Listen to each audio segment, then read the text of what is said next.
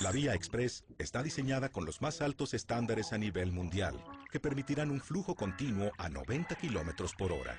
Contará con sistemas inteligentes de peaje, por lo que la velocidad de acceso será de hasta 70 kilómetros por hora y estará vigilada por sistemas de seguridad de última generación, que permitirán a los usuarios transitar con toda confianza a cualquier hora. This is a 1950s solution to a 21st century problem. The building of more highways, whether they're called expressways, with a seeming perception that you're going to ease congestion and alleviate CO2 emissions and so on. In fact, you're doing quite the opposite. The computer animation is great. It's world-class animation, but I love the fact that there's no congestion on the highway. You know, the highway looks perfect, but it's just not a realistic portrayal of a highway. It's full of lies. It does not. It is impossible. There's nowhere in the world that a high quality, high capacity, high speed road has saved time. New roads generate new traffic. New roads fill up with new traffic.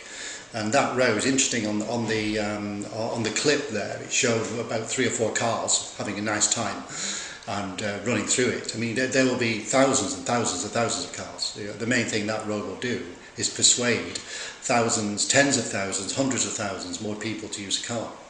There's so much experience worldwide now to show that, well, perhaps for 3 months or 6 months or a year or two, you'd see some improvement, but the things will just fill up with more cars.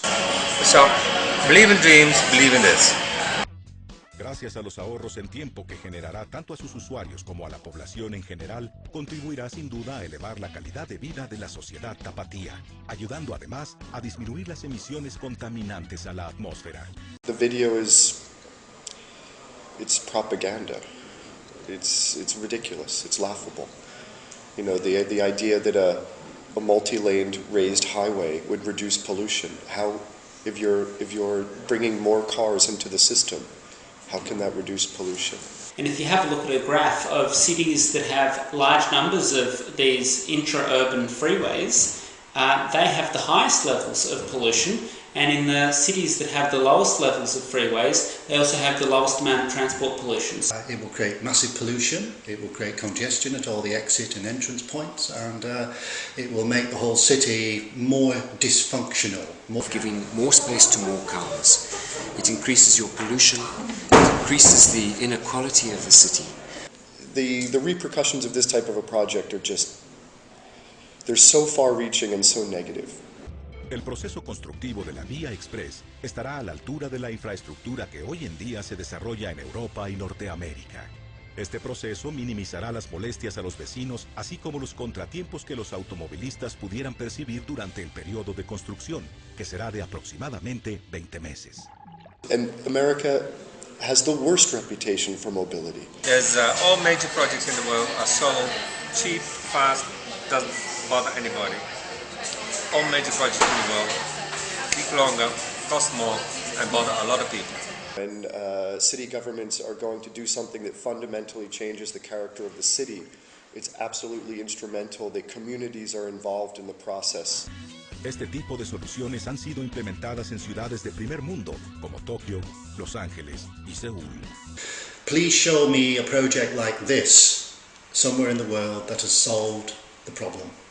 You should go and visit Los Angeles or Detroit. If you can't, you should speak to people that have gone to Los Angeles and Detroit, and they will tell you that their congestion problems are the worst in the whole country, and yet they've spent the most on trying to relieve their congestion problem by building more freeways. So they don't work. The M25 motorway around London was built a high quality, very expensive 6-lane motorway all around London. That had a design life of 30 years. And it filled up after 6 months. I could cite an example from Texas in the United States where they had a 3-lane highway which became congested in the 1980s, and they made it into a 6-lane highway. And for some months there was a lessening of congestion, but then within a year the 6-lane highway had become as congested as the previous 3-lane one. convirtiéndose en un elemento de modernidad, facilitando la convivencia de sus habitantes.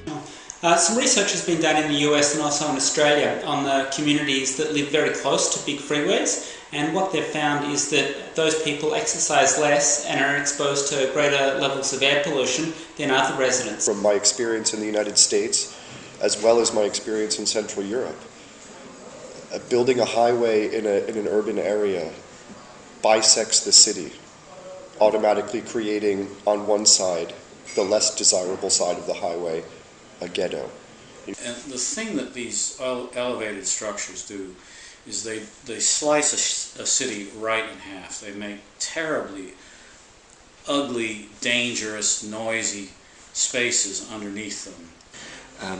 The clever architects in cities today are saying we are taking expenditure, federal expenditure, national expenditure from freeways, and we're putting them into real sustainable ways of moving mobility, like bikeways, like public transport systems for buses, and better pedestrian access points, creating more pedestrian plazas, more bikeways in cities, and making the cities themselves more and more difficult for cars to get into. La Vía Express tiene como objetivo que las personas de esta ciudad vivan mejor comunicados y cuenten con más tiempo para las cosas que realmente importan. Vía Express. But this is just absolutely dreadful. It's nonsense, it's full of lies, it's doomed, it's a failed project, and it's basically throwing money down the toilet.